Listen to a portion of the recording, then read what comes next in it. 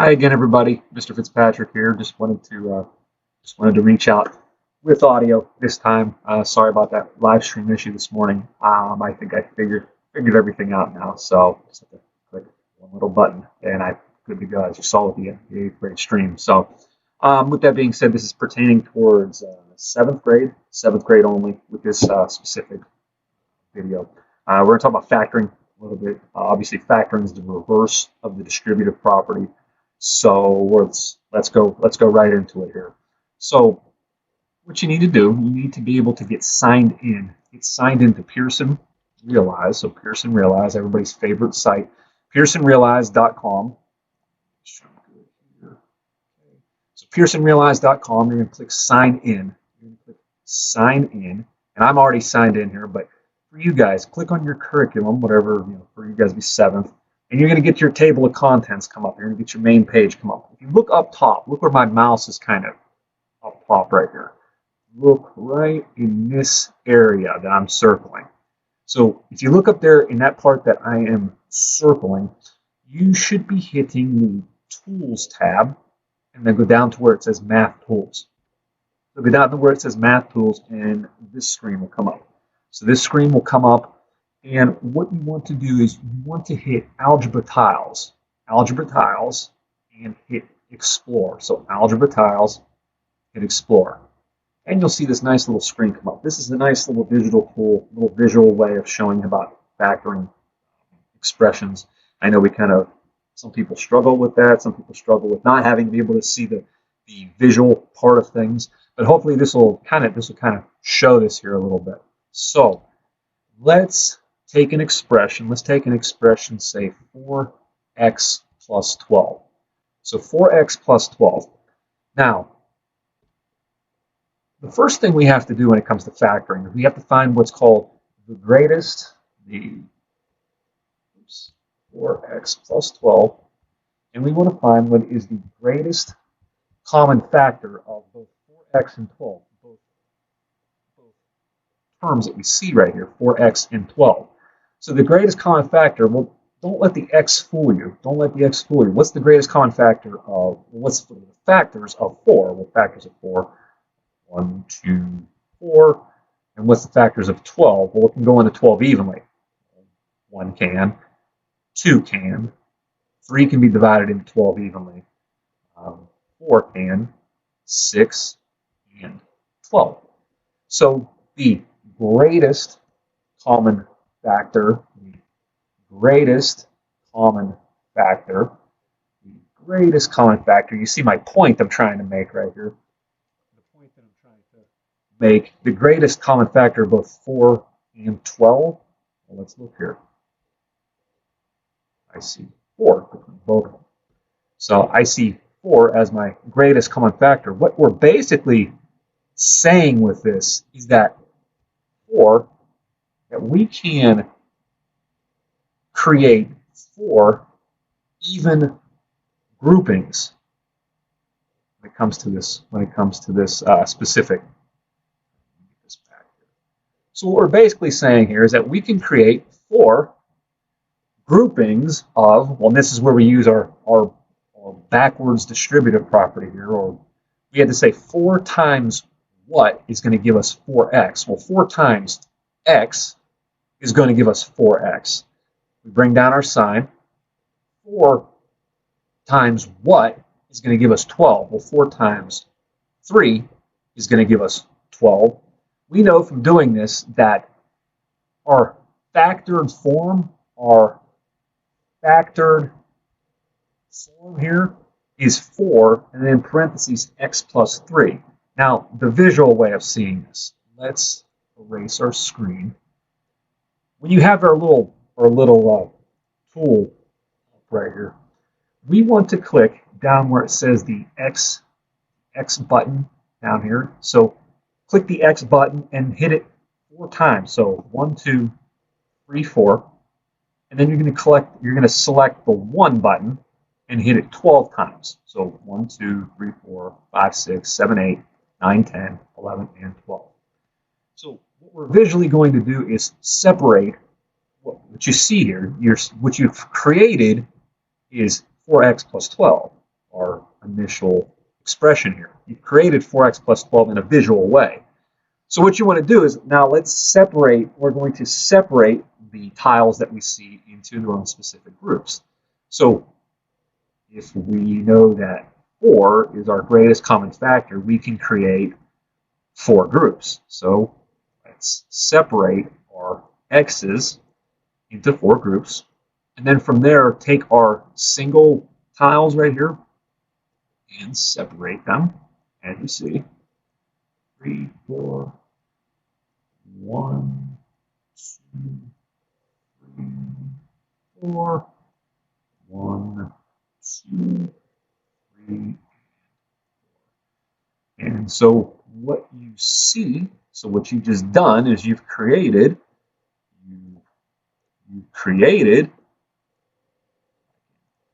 pencil here, you created 4 even groups of x plus 4 groups of x plus 3. That's a way to kind of think of factoring. So I created 4 even groups of x plus 3. We'll talk more about that another time as well. Factoring is one of the things that will never go away. So it's good to know this. It's good to always also review this as well. To go from there, let's erase our screen and let's get back into Pearson. So let's get back into like full-blown Pearson. So when you get signed in, so you guys will see an assignment. You'll see an assignment in here, just like if you were in class. You're going to select that orange tab from in the middle. So check that orange tab from in the middle. When you click on that, all of your assignments will come up, or anything that's still in there. But in your specific instance for 7th grade, so for 7th grade, let me get into this here. So for 7th grade, you're going to see an assignment. It's going to be called 4-5, Math Excel for School Practice and Problem Solving. So let's go into this.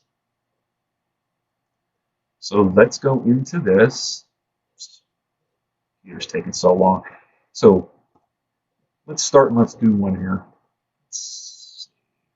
All right. So as you always remember from these nice, wonderful things from our class, that some of these questions are different number-wise, but they're the same when it comes to the style of the question. So before we start with anything, just remember, utilize this. You guys are at home doing this. Utilize the question help button. Utilize that question help button. You're going to see when you click that it's going to give you, help me solve this, if you an example, video, animation, glossary, it's all at your disposal. But also to know that I am there. You can post something in Google Classroom. I'll be able to really, if I find it really pertaining to a lot of things, I'll create a quick video about that. But so, that being said, let's factor this here. Let's start off with 45. So 45a plus 40. So we got to find out, well, what is the greatest common factor of 45 and 40? So start off with 40. What are some factors of 40? What can go into 40? So what can go into 40 evenly?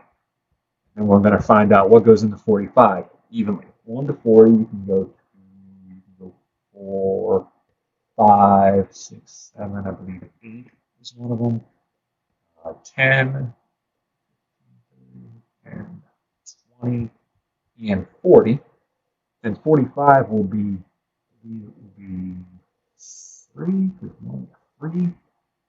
5, 7.35, 7, 8, 9, 8, so 9.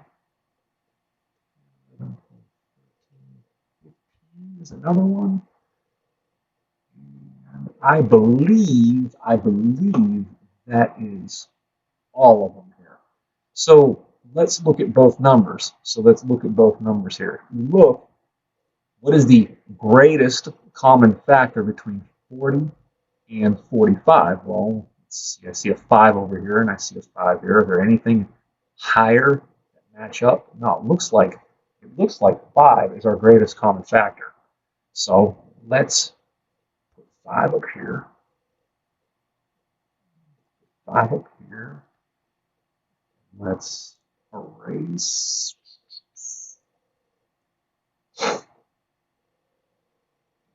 Here. So we know that 5 is our greatest common factor. So 5 times what gives us 45a? Well, 5 times, let's see, 9, it should be 9. 5 times 9 is 45. 5 times 9a gives us 45a, plus 5 times what gives us 40? Well, it's 5 times 8 should give us 40. And your fully factored form should be 5, and then in parentheses, 9a plus 8.